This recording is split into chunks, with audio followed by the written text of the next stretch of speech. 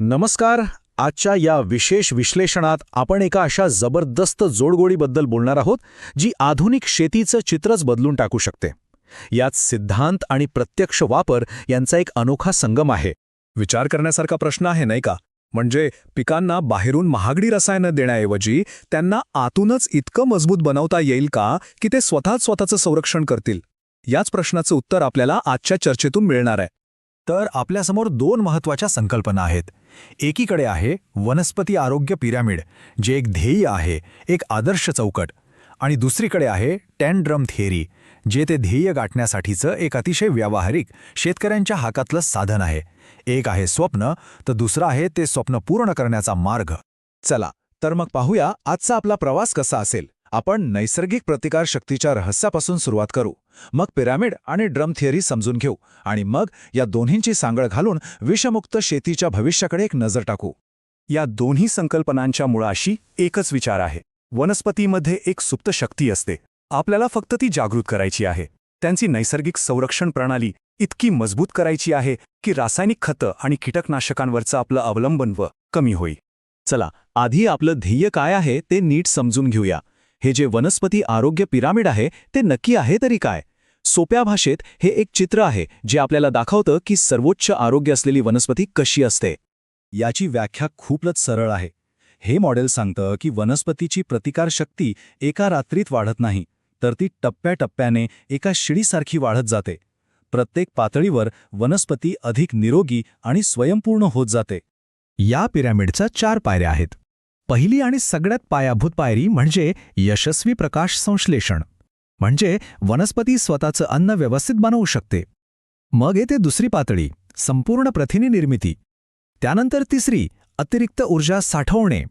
आणि सर्वोच्च चौथी पातळी म्हणजे कमालच आहे. इथे वनस्पती स्वतःच अशी संरक्षक रसायनं बनवते की कीड आणि रोग तिच्या जवळही फिरकत नाहीत. बरं, पिरॅमिडचं ध्येय तर खूप छान आहे, पण तिथे पोहोचायचं कसं? तर त्यासाठीच आपल्याकडे हे जबरदस्त साधन आहे, 10 ड्रम थिअरी. या संपूर्ण व्यावहारिक सिद्धांताच्या केंद्रस्थानी आहे हा आकडा 10. पाहूया या 10 मध्ये काय दडलंय. 10 ड्रम थिअरी म्हणजे काय? तर ही एक अत्यंत सोपी आणि व्यावहारिक पद्धत आहे. यात शेतकऱ्यांना त्यांच्याच शेतात, त्यांच्याच परिसरात उपलब्ध असलेल्या गोष्टींपासून खतं आणि औषधं बनवायला शिकवलं जातं. आणि हे सगळं 10 वेगवेगळ्या ड्रममध्ये तयार केलं जातं. आणि याचं सौंदर्य बघा, किती संतुलित दृष्टिकोन आहे. या 10 ड्रमपैकी 5 ड्रम आहेत जमिनीचं आरोग्य सुधारण्यासाठी, म्हणजे पिकाचा पाया मजबूत करण्यासाठी. आणि उरलेले 5 ड्रम आहेत थेट पिकाचं संरक्षण करण्यासाठी, म्हणजे 50% लक्ष मुळांवर आणि 50% पानांवर. आता येतो सगळ्यात रंजक भाग. हा सिद्धांत आणि हे साधन, ही चौकट आणि ही पद्धत एकमेकांना भेटतात कुठे? यांचं नातं काय आहे? चला पाहूया. इथेच सगळं गणित जुळतं. 10 ड्रम थिअरीमधली प्रत्येक गोष्ट पिरॅमिडची एक पायरी चढायला मदत करते. कसं? तर बघा, जमिनीसाठी वापरलेलं ह्युमिक ॲसिड प्रकाश संश्लेषण सुधारतं, म्हणजे पिरॅमिडची पहिली पायरी गाठली. संतुलित खतांमुळे प्रथिनांची निर्मिती चांगली होते, झाली दुसरी पायरी पार. सूक्ष्मजीवांमुळे वनस्पती ऊर्जा साठवते, ही झाली तिसरी. आणि पानांसाठीचे जे 5 ड्रम आहेत ना, ते तर थेट वनस्पतीला कीड रोगांपासून वाचवतात, म्हणजे थेट चौथ्या पातळीलाच मदत करतात. पाहिलं कसं सगळं एकमेकांशी जोडलेलं आहे? आणि यात सूक्ष्मजीवांची भूमिका खूप मोठी आहे. 10 ड्रम थिअरीमध्ये ट्रायकोडर्मा, सुडोमोनास सारखे मित्रजीवाणू वापरले जातात. हे जीवाणू वनस्पतीमध्ये एक प्रकारची अलर्ट सिस्टीम चालू करतात, ज्याला शास्त्रीय भाषेत ISR म्हणतात. यामुळे वनस्पतीची संपूर्ण संरक्षण यंत्रणाच अधिक सतर्क आणि मजबूत होते, जी पिरॅमिडच्या वरच्या पातळ्या गाठण्यासाठी अत्यंत गरजेची आहे.